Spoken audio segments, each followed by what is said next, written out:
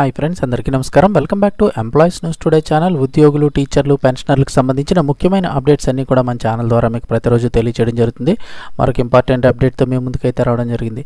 So video పూర్తిగా చూడండి, అలాగే తప్పకుండా లైక్ చేయండి. లైక్ చేయడం వల్ల మరింత మందికి సమాచారం చేరుతుంది. అలాగే చిన్న రిక్వెస్ట్ ఫ్రెండ్స్, చాలామంది వీడియోస్ చూస్తున్నారు కానీ సబ్స్క్రైబ్ చేసుకోవడం మర్చిపోతున్నారు. దయచేసి సబ్స్క్రైబ్ చేసుకొని పక్కన బెల్ ఐకాన్ ఆన్ చేసి పెట్టుకోండి. ఎటువంటి అప్డేట్ వచ్చినా కూడా ఉద్యోగులు, పెన్షనర్లు, టీచర్లు సంబంధించి మన ఛానల్ ద్వారా మీకు వెంటనే తెలియజేయడం జరుగుతుంది. వివరాల్లోకి వెళ్ళిపోదాం. 12వ PRC IRకి సంబంధించిన ముఖ్యమైన అప్డేట్స్ అయితే రావడం జరిగింది. ఆ వివరాలు తెలుసుకుందాము. ఉద్యోగ సంఘాల నాయకులైతే కనుక ముఖ్యమంత్రి నారా చంద్రబాబు నాయుడు గారిని కలవడం జరిగింది. ఆప్టా క్యాలెండర్ డైరీ ఆవిష్కరించిన చంద్రబాబు ప్రభుత్వ ఉద్యోగులకు 12వ PRC నియమించాలని సీఎం చంద్రబాబును ఏపీ ప్రైమరీ టీచర్స్ అసోసియేషన్ ఆప్టా అధ్యక్ష ప్రధాన కార్యదర్శులు గణపతిరావు, ప్రకాశ్రావు కోరారు. ఉండవల్లిలోని సీఎం క్యాంపు కార్యాలయంలో ఆప్టా డైరీ క్యాలెండర్ను శనివారం చంద్రబాబు చేతుల మీదుగా ఆవిష్కరించారు. సందర్భంగా ఉద్యోగులు, ఉపాధ్యాయుల యొక్క సమస్యలను వారు సీఎం దృష్టికి అయితే తీసుకువెళ్ళడం జరిగిందని అయితే చెప్తూ ఉన్నారు. ఈ కార్యక్రమంలో మరికొంతమంది కూడా పాల్గొన్నారు. ఓవరాల్గా చూస్తే 12వ PRC నియమించాలని అయితే వారు ముఖ్యమంత్రి చంద్రబాబు నాయుడు గారిని అయితే కోరడం జరిగింది.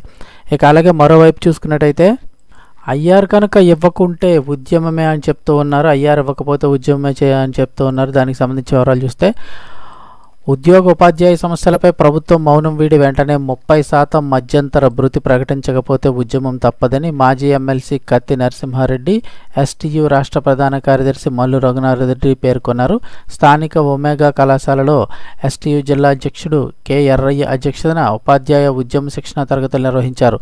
ఈ సందర్భంగా వారు మాట్లాడుతూ 11వ వేతన సవరణ గడువు ముగిసి 18 మాసాలు గడుస్తున్నా ఇంతవరకు 12వ వేతన సవరణ ఊసే లేకుండా పోయిందని ఆందోళన వ్యక్తం చేశారు.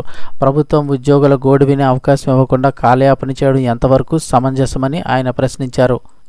ఉద్యోగ, ఉపాధ్యాయుల సమస్యలు పరిష్కరిస్తామని హామీ ఇచ్చి అధికారంలోకి వచ్చి 7 నెలలు కావస్తున్న ప్రభుత్వం నోరు మెదకపోవడం అన్యాయమన్నారు. రావాల్సిన బకాయిల్లో కేవలం 10% మాత్రమే విడుదల చేసి మొత్తం బకాయిలు విడుదల చేసినట్లు చెప్పుకోవడం సరికాదన్నారు.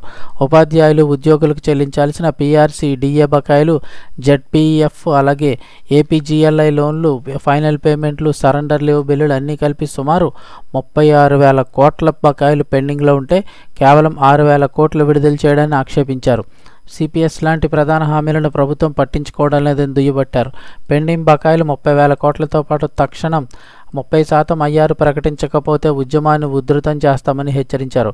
కార్యక్రమంలో STU జిల్లా కార్యదర్శి అలాగే మిగిలిన కొంతమంది సభ్యులైతే పాల్గొనడం జరిగింది.